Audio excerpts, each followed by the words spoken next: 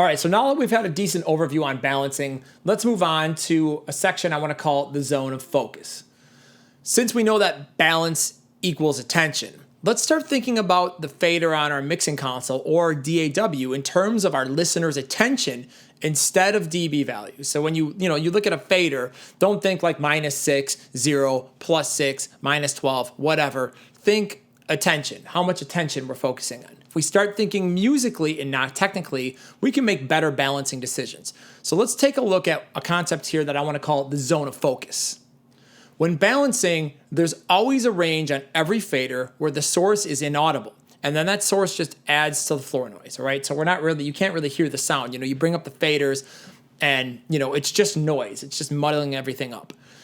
But the range where the source we are balancing becomes audible is what we're going to call the zone of focus. The zone of focus can range from a source being barely audible to completely dominating the mix. And that's what we really want to focus on when we're mixing. So there's a certain part of the fader that doesn't matter. And then after we get past that part of the fader, we can start hearing the sound. That is where all the magic happens in the balancing. So that is our zone of focus. Okay, so in front of us here, we've got a nice little picture demonstrating the zone of focus. Like I said, there's going to be a certain range in the fader that's just going to be noise. So let's ignore that. And then we've got some different terms that we're going to use to kind of go through the different balancing points for you to think about. And once you can kind of understand what these different things are and why they're important to your mix and how you want to prioritize them, then at that point, you can start making better balancing decisions. So the first and foremost thing here before we hit the zone of focus is the noise. Okay, so when you have the element in there, you can't hear it. The element is contributing to the noise of the mix, but it's not audible.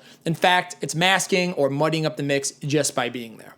Now, when we hit the zone of focus, we're going to go into a background element. So this is like the first time you can start hearing the part, kind of poke through the mix and, your ear can start hearing it. So these are the things that most listeners would notice technically like only in headphones, right? Little bits of ear candy that are just there to add size, thickness, or detail to a mix. These subtle textures are going to give our song life. So for example, this might be like, that pad you put in the chorus kind of behind the guitars. And if you muted it, you would know something was missing. Like it wouldn't quite be as exciting and like the mix wouldn't be as big, but if when it's there, it just adds that size. So when you take it out, something's missing, but when you put it in, so just little things like that, or like little delay echoes or things like that aren't necessarily meant to be heard, but if you really listen for them, you'll be like, oh, wow. It's like when your friend is like, oh, I was listening to this record in headphones the other day and I discovered all these cool things I never knew were in the song. So those are what I call background elements. So moving up here through the zone of focus, the third thing is a supporting element.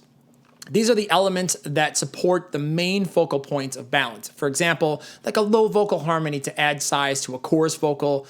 They make our main elements feel more important. So these elements are in there to support, they're in there to add size, width, things like that. They're not quite in the background, but they're, like the vocal in the chorus wouldn't sound so big if it didn't have those supporting elements in there to really kind of just like, it's the chorus now. So these are very important for the emotional impact of the song.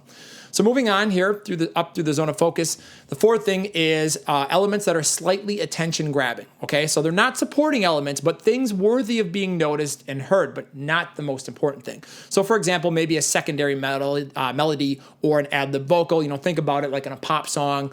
You are in the second chorus and you've got the ad-lib vocal going on in the background. It's not the main hook, but you definitely notice it when it happens, or like the little ad-lib lead guitar or something like that. You can definitely hear the melody. It's important, but it's not the most important thing. It's just there to kind of add emotion to the song, to make the story of the song not so flat and linear, but more exciting.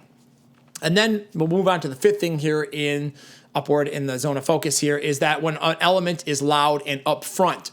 These are our lead elements where we're focusing on manipulating our listeners' attention throughout the song. So for example, we want the vocal to be really loud, but then a really important guitar part comes in and the vocals duck back, and we're going to automate these things. So this is the real dance in mixing. Like the supporting and the slightly attention-grabbing elements are very important to a mix, and even the background elements to some degree. But the loud and upfront stuff, this is where we are really conducting like a symphony, the emotion of a mix and the listener's attention. And the final stage here in the zone of focus is what I call overwhelming mix, right? So this is where like the elements are mixed so loud that they can actually detract from the rest of the mix's clarity. So, the vocals are mixed so loud that you can barely feel the note on the guitar or the impact of the drums. We've all heard mixes like this where it's just like ridiculously loud. So, the zone of focus that we want to really concentrate our attention towards when balancing is going from a background element to a supporting element to a slightly attention grabbing to loud and up front. That's really the key crux of this stuff and where all the magic and all the excitement happens when we're mixing. So now that we've kind of talked about the theory, let's just go through some stuff and let's hear it in action.